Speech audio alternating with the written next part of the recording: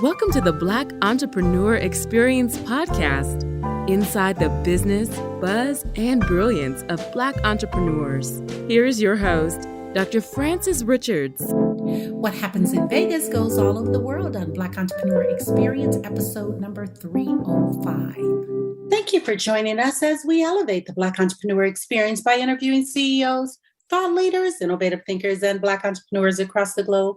I'm your host, Dr. Frances Richards.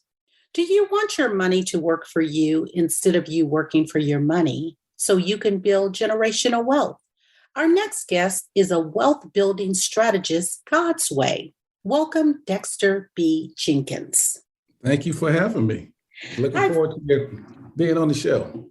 You know what? I've given our audience such a brief bio. Why don't you fill in the gaps and share with our audience what you'd like them to know about you and your business? Okay, be glad to do that. As I always said, thank you for allowing me to contribute to your tribe. And so this should be good. Well, I am Dexter B. Jenkins, as you said in your introduction, and I have lived probably my last 30 years at the intersection of what I call faith and finance. So I am a senior pastor of a church in Boston, Massachusetts, Fellowship Christian Church. So a church that my wife and I started in September of 2012. And then I am also the managing partner of Dominion Real Estate Holdings. So that's where we buy and develop real estate.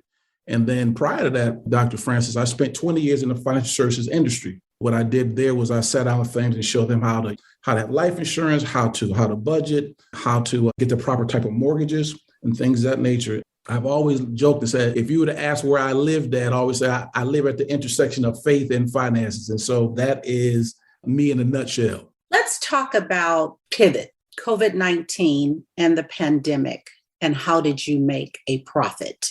Well, what I did was very much like everybody else, what we had to do was that key word you said was pivot and take everything online, really beginning to do more things around webinars, beginning to do more things around putting out more videos on YouTube, just being more visible. When you looked at the fact that we couldn't be face-to-face like we could be in times past, whether it was with my church or whether it was with my real estate business, we just you had to pivot and do things online. Even if you did do things in person, it was a lot with masks and hand sanitizers, and it really was a lot of precaution. But I think what it did was for most of us, it really sparked this creativity in us. And so now there's some things that we've learned during that March of last year that we are continuing to take on into this year and then head into the year 2022. Talk about being grateful. And I want you to fill in the blanks. Okay. Thank you, pandemic, because it taught us what was important. And what is important? I think what we learned during this time was family was important. I spent I don't know about you, but I spent a lot of time with my wife. I spent a lot of time with my children. I have adult children, but they were home all the time because they had to be. You didn't realize what you missed because many times we're so busy, we're like ships in the night. You know, you're giving each other high fives as you're going out the door, you seeing each other briefly. And what it made us do was it made us slow down and spend a lot of time with each other. And so I was grateful for the fact that it really refocused my wife and myself and my family. And I think it did that for a lot of people. And I think what we're seeing in the marketplace where they're having a hard time getting people to come back to work. And a lot of people are resigning from their positions because they recognize I like being home with my family. I like, taking my kids to school, and I like being able to go to their games and things of that nature. I think it was really a time, if we were able to be strategic with our time, that we could be grateful for just having family and having great health. I mean, we were untouched by COVID. I mean, we didn't have my wife and I were fine. My kids were fine. Many of my church members, I think we had a couple of people who may have had a little slight brushes with it, but for the most part, we were healthy. And so it was just a time to be grateful for health and for family and things of that nature. Talk about your business and that story around that aha moment when you knew you were going to be successful. I don't know if there was an aha moment. I think because like I said, I have my hands in. Let me talk about my real estate business more so. And then on the other side, what we're doing is we're really just starting to develop our financial literacy company. So that's DBJ Enterprises. And so what we're doing there is we're really helping people to increase their financial literacy so they can build wealth. But on the real estate side, I've grown up as a the son of a real estate owner of buildings and multifamily properties. And so it was really just a continuation of what I've seen my dad do. My father has been a barber for over 50 years. And so I saw him day in and day out stand behind a barber chair with nothing but faith and clippers in his hand and build a business. And then he used that to be able to purchase real estate. And so I've just carried that over. And so I don't think it was an aha moment. I just thought it's always been something that's been normal to me. And then I realized, hey, if I have an example before me, if I copy that example, I'll be successful. And, Dexter, you have been very fortunate.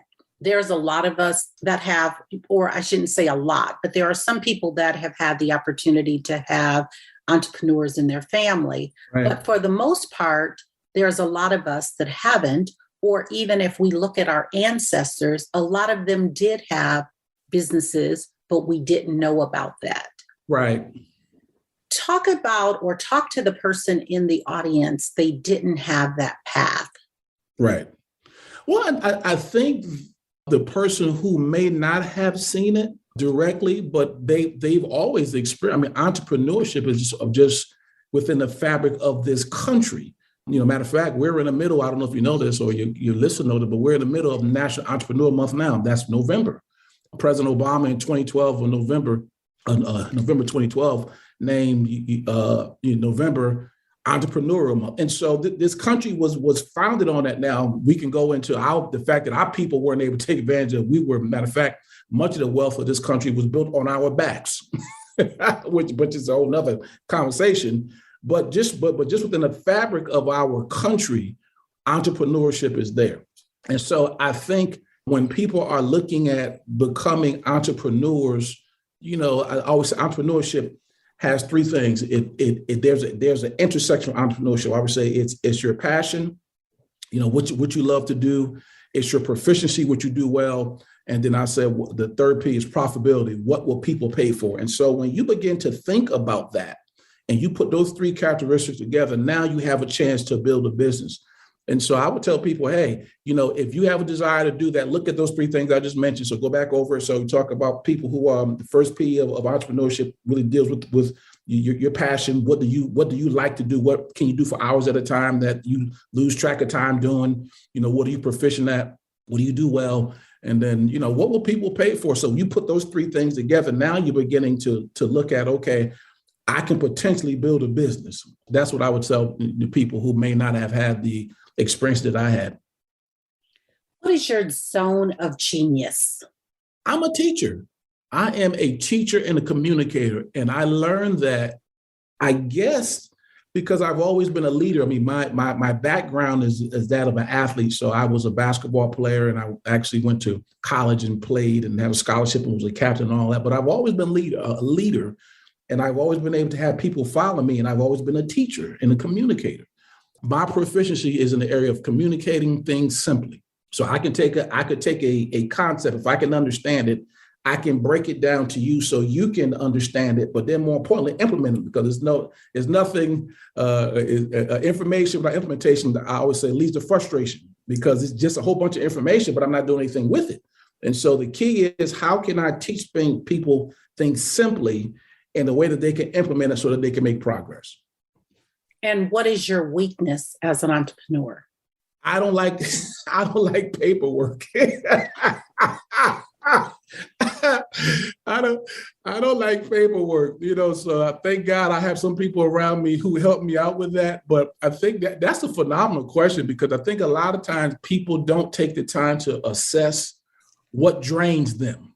And what you'll find is that, even if you can do it, if it drains you, it's probably not something you should do. And so, I always use two words. It's about automation and delegation. If I can automate it and delegate it out to someone else, man, get that thing off my plate.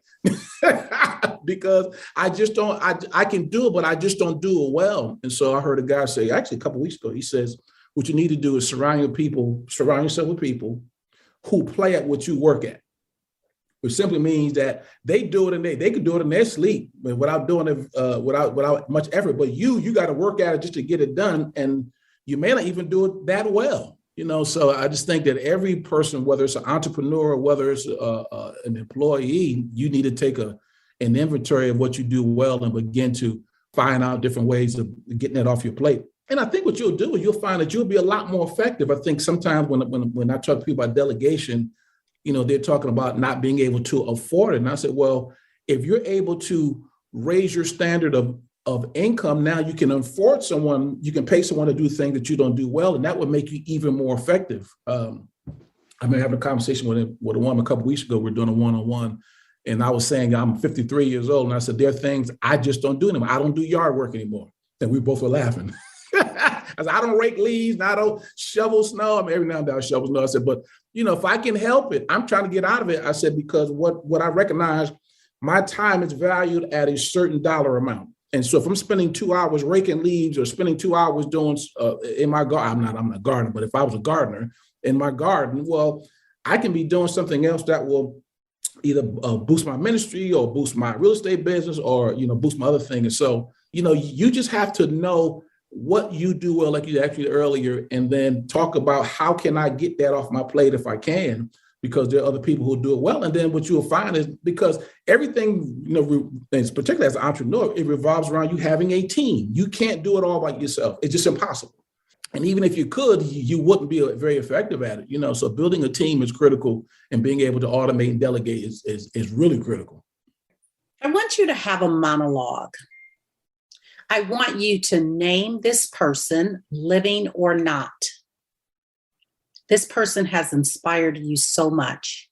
Name the person, and what are you saying to that person? Well, it's my dad. My dad has inspired me. His name is Samuel Jenkins. Dad is 70. He's alive, so he's 77 this year. But, I think what has inspired me the most about my father is watching his resilience and his willingness to, as I said earlier, to stand behind a barber's chair for 50 years with clippers and faith and build a life, coming from South Carolina where, his family was sharecroppers and, being able to migrate up to Connecticut and because that's where I'm from originally, New Haven, Connecticut, and build a life for us, and so I'm grateful for the fact that I had that. And then there were many, mishaps during the way, not necessarily mishaps, but things that went wrong in his business. I remember when he first bought his barbershop, we had a tornado just knocked the whole building down. So he had to rebuild that. And then after he rebuilt that, he had some contractors who did something they shouldn't have done. So if you know anything about real estate, contractors are critical, and sometimes they can be a little shady. So his first contractor he hired ran off with his money, didn't come back. He had to sue him, never got the money back. And so it was just his example of being resilient and being able to bounce back, has really inspired me. So when I've struggled maybe with church and our businesses that we're starting, I've always go back to that example of I'm a Jenkins, we don't quit. There's a bounce back in us because of what I saw, and so that's what I would say around that. Talk about your worst moment in business and what was your takeaway? My worst moment really wasn't even in my business. It was really in my career. I worked at Northeastern years ago, university. And one of the things that happened was I had to resign from my position. And it was extremely painful because it wasn't a performance issue. It was a character issue. Meaning I was accused of doing something that I didn't do. And it was just very painful because I thought that I had I was close with the people that I were. And so that was extremely painful because you can attack a person's performance, but when you begin to attack their character, that's a whole different conversation. And so, but what it taught me was an extremely important leadership lesson that when you're leading people, they look at you a certain way, and you have to always carry yourself to a higher standard and to a higher level. And so that was a big lesson, painful, but that was the biggest lesson I learned that way. And I would say in business, I would say that the biggest lesson I've learned is just the willingness to be flexible, because things never, even you and our call, we were talking about doing this 2 months ago, I think. And it just didn't work out. And so it's really having the ability to be flexible. And I think really in this since last March, we've had to be extremely flexible with how you get things done. And so, being able to be flexible and being able to be pliable, is something that I think every entrepreneur, really needs to continue to get better at. You've probably heard the saying, data is king. Right. How do you collect data? You could do it informally. It's asking questions. I ask a lot of questions. That's just sort of my background. So, whether I'm doing something on social media where I'm asking a question, actually, I did a post the other day, and the post revolved around asking people, do they realize how important their spouse is when it comes to building wealth? And I said, comment below. Well, that's sort of an informal way of collecting data. And then, I've done surveys, where I've sent out, I have an email list, and I've sent out emails and said, hey, I'm thinking about doing this. What would you guys be interested in learning more about? So there are just a lot of different ways to get it. But I think if you're going to be an entrepreneur, data is king, because you don't want to be out there creating products and services blindly, because you can create something and nobody will buy it, because we do want to be in business to make a profit, And so if you don't make a profit, it's a hobby, not a business. And so data, being able to go out there and get the data, whether it's informally or formally, it helps you in that fashion. And how do you use the data that you're collecting? It depends. Sometimes I just want to get a sense of what people are thinking. So as I'm creating products, or as I'm creating posts, or as I'm putting things on YouTube, I want to get a sense. I want to connect with people. That's what a communicator wants to do, whether you're doing it as a pastor, whether I'm doing it in my real estate business, or whether I'm doing it in my financial literacy business. I want to make sure I'm hitting the mark. If the saying is, if I'm a salesperson, or if I'm in Alaska trying to sell sand, it's probably not going to make sense. So just being able to make sure that I'm connecting and my message is resonating with people, my products are resonating with people. That's how you want to use it. And this is what I see, Dr. Francis, a lot of times people jump out there and we don't take enough time to do the research. And, you get out there because, when you're excited about your product or your service or your business or whatever your enterprise is, you just want to get out there and get started. And you recognize, that you have to take the time to do the market research. You have to take the time to even research your own self, to check your own motives and make sure your motives are right. That's why I tell people all the time, when you're starting a business, why do you want to be an entrepreneur? Why are you starting this business? Well, obviously we can say money, and there's nothing wrong with that. But any business that's strictly built off just our money doesn't last long term. There has to be there has to be a service aspect to what you're doing. I mean, that's the essence of business, is who are you serving? And out of your service, profits come. And so I think, those are things that everyone needs to think about, as they be an entrepreneur. And speaking of that, what was your motive for starting your business? I've always, so whether on a financial literacy company, I've always had a fascination with how people build wealth. And then I've always been somewhat frustrated with how African Americans or Black people, or whatever term we want to use now, our lack of progress in that area. Like I said, I've had 20 years of experience in the financial services industry, and I've had a fortune of being under an entrepreneur. Then I've had a fortune of God has brought me in the path of a lot of people who have earned millions of dollars. And so the exposure that I've received, I thought that I want to be a conduit to help other people get the same experiences that I've received. And so that's why I started the businesses, whether it's on the real estate side, whether it's the financial literacy side, then on the church side, there was a calling. I believe in callings. Everyone's called to do something. And so, one of my calls is to be a pastor. And so as a pastor, my job is to see people grow spiritually and they walk with God and things of that nature. You talked about building generational wealth. Right. And Black people, African-American community, the Black diasporas. What is the gap? The gap is I would say, the biggest thing I would say is in the ability to believe we can do it. Because when we see if something is for someone else, you don't even try to build wealth. And so I've spent most of my time just saying, hey, listen, because really when it comes to building wealth, you have to see yourself as the asset. The real estate, the stocks, the bonds, if you're in the cryptocurrency, all those are assets, but you're the asset. You have to see yourself as someone who is valuable, someone who is significant. And when we start there, now I can begin to move out and build wealth. And so I start with that. And then I begin to build a knowledge, because we have a lot of, as I jokingly saying, we have a lot of wackadoo thinking around money that has to be broken down. Sometimes it's spiritual. If you're a Bible reader, that the love, that money is the root of all evil, you start getting that. Or maybe, it was almost like we were discouraged from wanting to acquire wealth, that, watch out for that money. And it's like, well, so those things have hindered us. And so I spend a lot of time breaking down what I call those money myths. Investing is for white people. And, I just hear a lot of different things. I'm just like, where'd you get that from? But, it's some of the things that we heard. And so because we heard those things, whether something is a truth or a lie, if you believe it or not, it becomes truth for you. Got it?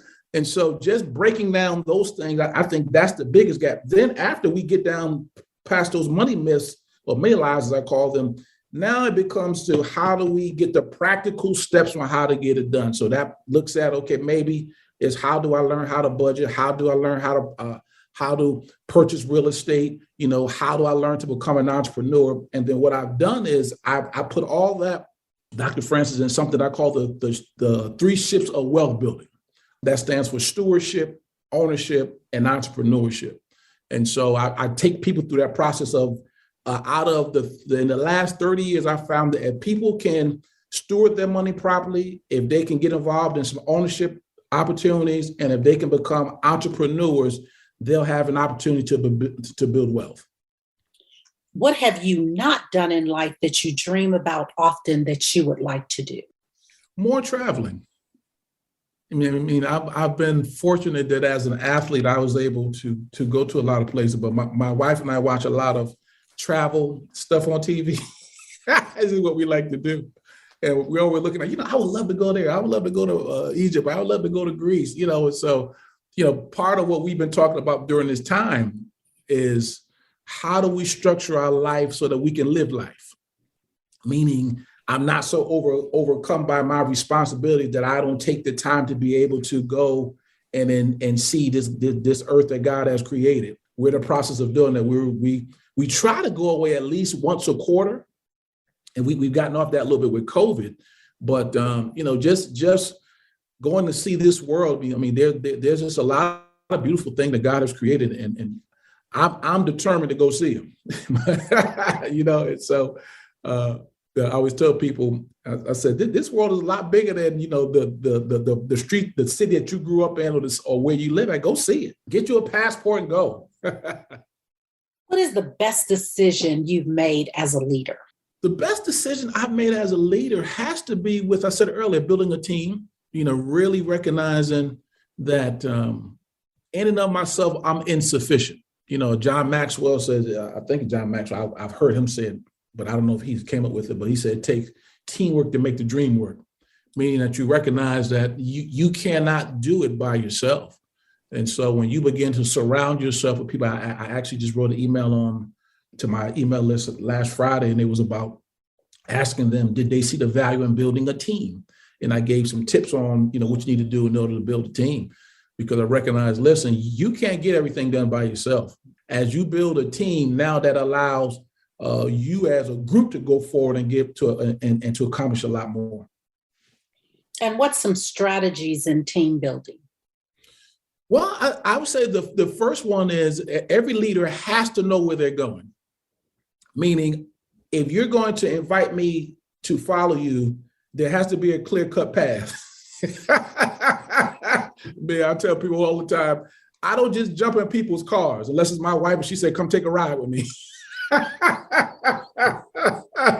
So I got to know, where are we going? When are we coming back? What are we going to do? So a leader has to have a clear vision of where they are going and be able to articulate that to people. That's key. That I always think that you've got to let people clearly know what their role is in your vision, and then get out of their way. The key, some people are very and I'm somewhat hands-on, but I believe that if you get good people around you, find the best people you can and get out their way. Just now, obviously check up on them because you always have to inspect what you expect, but, let them work, let them do what they do well. And so that's another thing I always talk about. And then I always want to make sure that you appreciate your people, because, sometimes what you can do is, as you build your team and as you guys are going about doing the day-to-day tasks that get mundane, people can feel underappreciated. And so you always want to be talking to people about how much you appreciate them. And then people have different languages around appreciation. Some people like to be recognized publicly. Some people don't. Some people like money, so others don't. Some people want you to spend time with them. And so it's critical as a leader that you find out what I call your team's appreciation love language. Everybody receive love differently. And so your job as a leader is to find out, what your people appreciate, how they feel appreciated, and then to speak that language to them. And share with the audience, what is your appreciation love language? I would say mine is time spent is important to me. There are leaders that I like to spend time with and really hear what their heart and hear what they're saying. That's probably my number one language, because if you're a Bible reader, there's a Proverbs 27:17 where it says, "Iron sharpens iron." And I love to be in environments where I'm being sharpened. Mm-hmm. I'm being challenged. My thoughts are being elevated.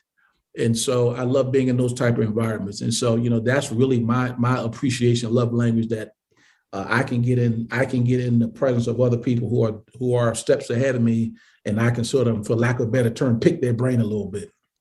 The word is listening. What is that resounding sound or message that your generation is saying that we should be listening to? That's a great question. I think my generation, in particular, because and a lot of my, I do deal with women, but I really deal a lot with Black men who, between the ages of, say, 40 to 60 is probably my sweet spot.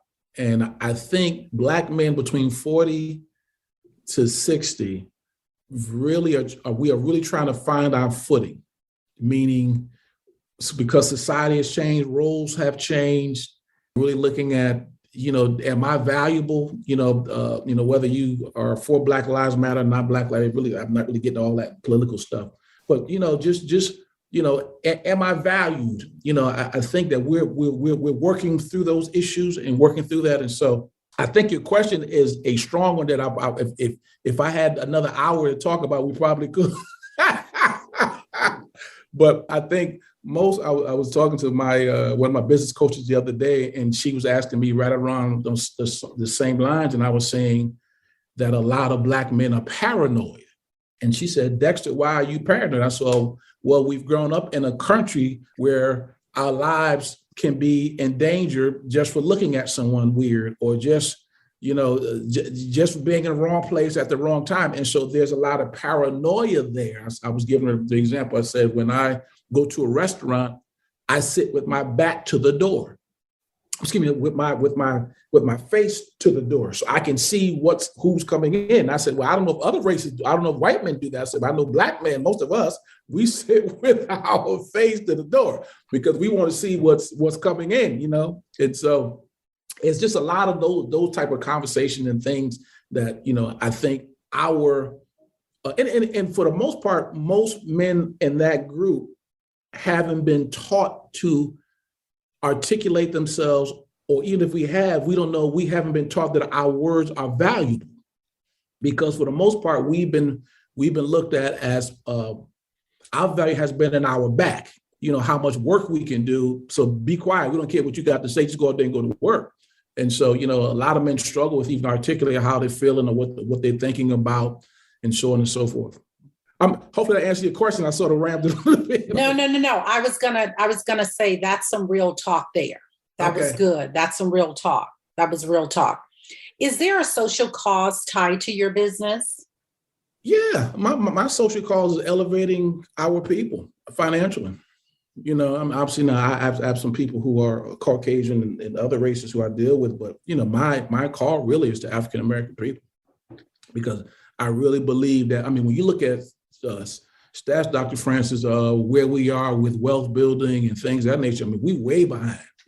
And so I think I read I think it was last month where they said the median income or median wealth for African American families was $25,000 as opposed to $171,000 for Caucasian families. And I'm like, wow, how far back we are when it comes to building wealth. Now, part of it have been because of what we talked about earlier. They've had a head start in a lot of respects. Like your question you asked me earlier, you were saying, what if the person did not get the example of entrepreneurship? I did that. I got the example of home ownership. Well, if you didn't get the example of entrepreneurship, home ownership, you didn't have people talking to you about saving and investing money, of course you're going to be behind the eight ball, because that's what this is all about. So that's my social cause. How do we elevate our people to a point where we're in the game financially?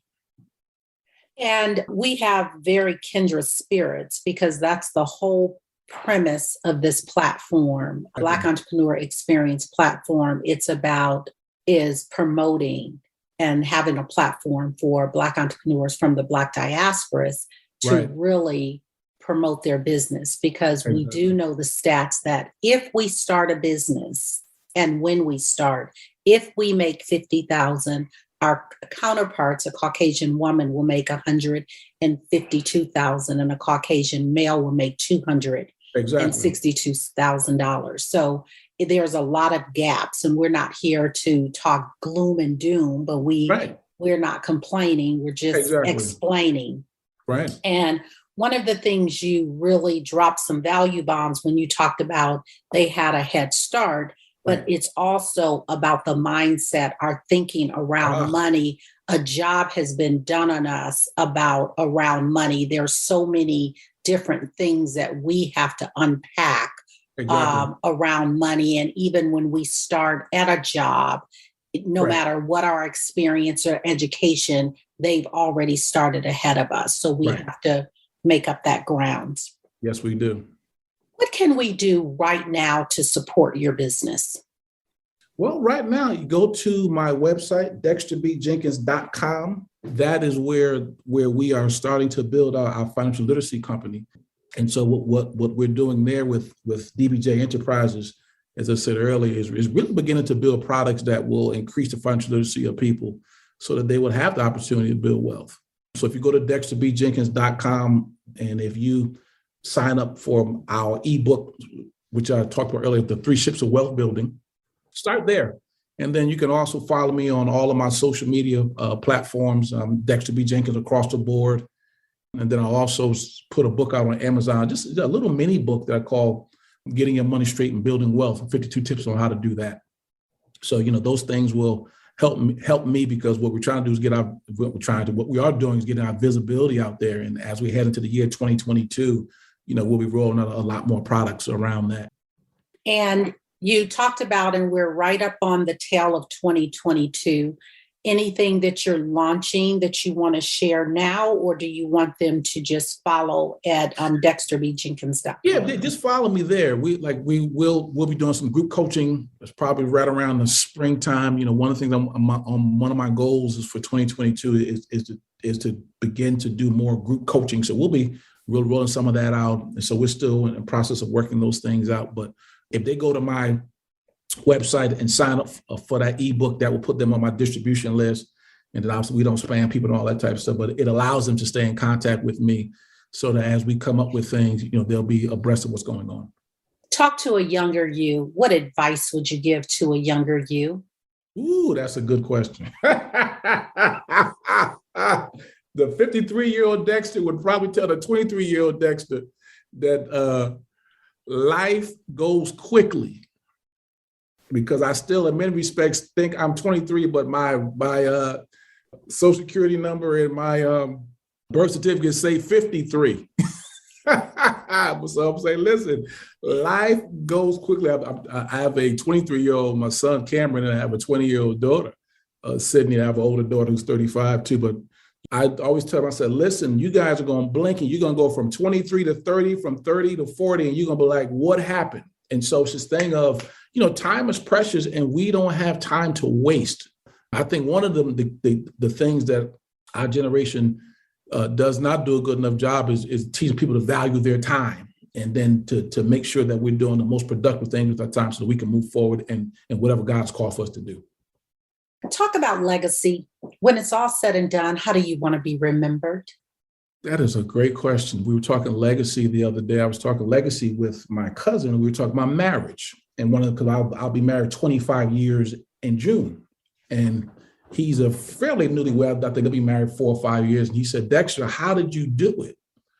And I said, well, I wanted to leave a legacy of when I stand in front of my wife and stand in front of my kids, that I was a good husband, a good father, so on and so forth. And so that causes me to discipline myself to be faithful to my wife. It disciplines me to be the best father I can be. Legacy, in my respects, meaning that you are leaving a good example behind for others to follow. So that when they look at Dexter or they look at Dr. Francis, they say, you know what, if I can copy half of what they did, I'll be successful. Because we've had a lot of, on the other side, when I preach to my congregation, I joke and I said, Papa Was a Rolling Stone was a good song, but it wasn't a good legacy. The Temptations may have made a hit, but it wasn't a good legacy move. That when Dad died, all he left us was alone. Well, that's a horrible legacy. We don't want to leave that. I mean, we want to leave a legacy of family and love and togetherness, and that takes work. It's easier said than done, but that's my desire. Let's talk about redo. Right. Is there a moment or an event in life that you would like to redo, and why? But can we say events? It ain't one. I think anybody who is honest we would have a litany of them. I would if I could go back and do things. I tell people that when you know better, you do better. That should be what you do. Now that I've learned some things, and my wife and I were talking the other day about a piece of property we had bought. I won't say this is my biggest one, but it's probably the latest thing we talked about. We bought the property. Oh my God, we're in our 20s and we sold it. And we're like, and now the property is worth about $1 million. And I'm like, Jesus, if we would have kept that property, oh my God. But at the time, that's just where we were, and so it's just, I think all of us have different things in our lives where I would have, my mother passed in the year 2000 of breast cancer. If I could have done things differently with her care, I would have done them differently, but it was just where I was at the time. I had a young family and I'm trying to do things. I'm living in a different state, so there are times when I could beat myself up, but, beating yourself up is counterproductive. And so I recognize, now that I know better, I'll do better, and so I think all of us would have, whether it's in your finances, or whether it's in your relationships, whether it's in your health, whether it's in your eating, when you know better, you do better, and you can go, and because looking back only serves you if you look at it and learn the lesson and not beat yourself up and feel bad about it, And so that's what I've learned doing that. Let's take a snapshot of the last 30 days. What was your biggest win? My biggest, we're actually finishing up a project now in our real estate business. And so that was our biggest win because we bought it on the back end of COVID. We had some hurdles to get over with getting permitting and things done. So that should hit the market probably in the next week or two. So that was probably our biggest win. So we were pushing forward with that to get that done. And how do you celebrate your wins? It depends. It depends on what we're doing. I think sometimes just sitting back and looking at what you accomplished from where it was to where it's at is monumental, because I think a lot of times we don't take it because we go from event to event. We don't take the time to say, you know what, this was here and now it's here. I think it's easier when I'm doing real estate because I can look at it because I buy ugly houses. When I look at the house of what it was earlier and what it is now, it's easier to say, wow, it did make it was a monumental difference, but I think in every aspect of your life, whether it's in your relationships, maybe, because maybe someone who dealing with struggling with a relationship that's not good. Well, now that maybe you progress to conversations, or, I know some things you do, as I was doing some research with you on, your food and your things around food. Well, looking at people on their relationship journey with how they relate to food, I think this piece of, it doesn't have to be a big win, but just celebrate the small, consistent wins and look back on where you've come from, because what it does is it encourages you to continue to move forward. But a lot of times we don't take the time to look back and, what, I was here, now I'm here.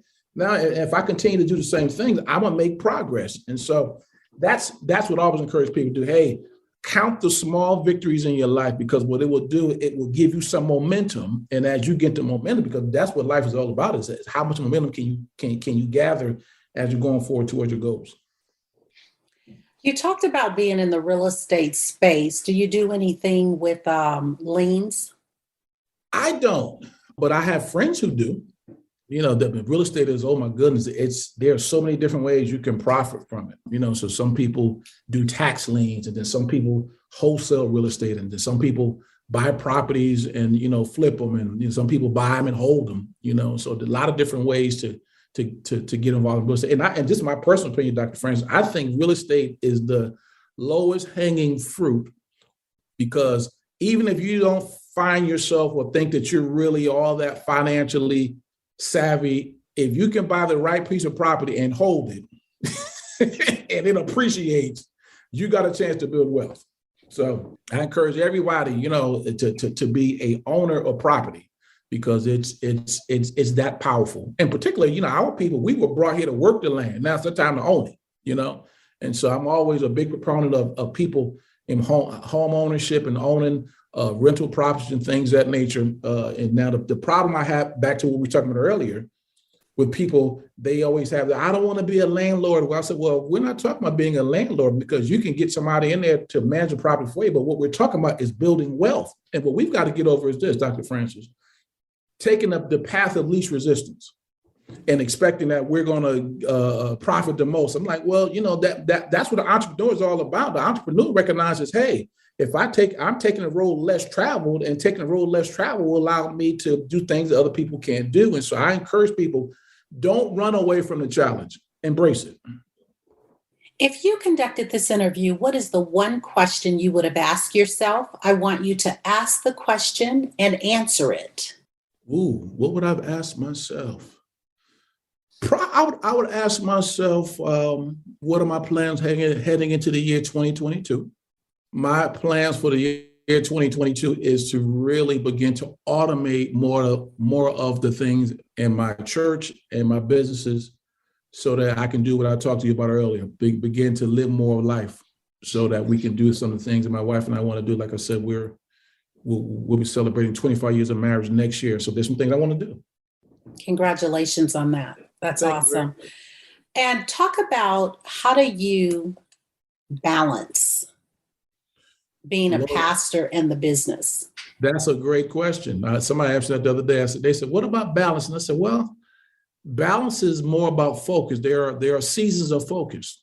So I don't know if you'll ever be completely balanced, but there were times where I can spend more time in ministry, times I can spend more time in real estate, times I can spend more time doing this. And so I think it's more times of focus, but I do believe in, you taking the time that you need to, obviously, to take care of your body, because your health is extremely important. If you don't have that, you can't do anything we're talking about doing. So take care of your health, taking time to get rest. I believe in a Sabbath, meaning that, it's a 24-hour period where you are able just to do you, so to speak. And then people do different things. Some people like to garden. Some people like to read. I'm a reader. So for me, I like to kick back and read a book, so that's part of my Sabbath. So, that's part of your balance, spending time with your family. That's part of, that's part of your balance, because you can make a lot of money and be lonely. You can have a big house, but nobody share it with. My joke is, you could be at Thanksgiving dinner with nobody like you. You eat turkey by yourself. Who wants to do that? So to the best of our ability, You always have to be measuring those things and listen to your people around you. You know, there are times when my wife used to say to me, she hasn't said to me recently, but she would say to me, I miss you. I'm like, what are you talking about? I'm home. She's like, no, I'm not talking about you being in the house. I'm talking about, I miss you. I'm missing having a conversation face to face with you. And so one of the things I always tell people is make sure that as you are on your entrepreneurial journey or on your way to climb the corporate ladder, don't lose your family. Don't lose the people who are close to you, because when you get to the top of the mountain and you're there by yourself, it ain't no fun. Right. And again, that's some real talk, because I say, and I like what you said, your wife has said, there's a lot of people that they're married, but they're single. Right. Yeah, exactly. Because, you could be in a house, but it's not a home. Thank you. Mm-hmm. So that's true. Well, that's the old Luther Vandross song. Yeah, you in a house, but it's not a home. One of the things that my wife and I talk about this all the time is that there's a lot of laughter in our house. I just think that people don't laugh enough. I could never live in a home where there was no laughter. I mean, I grew up in a house where my mom she was a jokester. And so I sort of carried that over into my household. So there's always a lot of laughter. There's always a lot of, we're playing with one another and those type of things. And I think, the Bible tells us that, laughter is food for the soul. It's medicine. It's medicine. Exactly. It's medicine, so it needs to be a lot of that. And back to what you asked me earlier about legacy, our families, our people need to see, I'm thinking about our children need to see our marriage is strong, where we enjoy one another, where our house is really a home, that there's peace there, there's laughter there, there's joy there. And that doesn't happen automatically. And so we have to work at that. Absolutely. We've come to the part of our interview. It's called Fun Facts Lightning Round. I'm going to ask you a series of questions, and I'd like you to give me very quick answers. If there's something you desire not to answer, feel free to say pass. Are you ready for the Fun Facts Lightning Round? I'm ready. Your favorite color? Green. Your first job?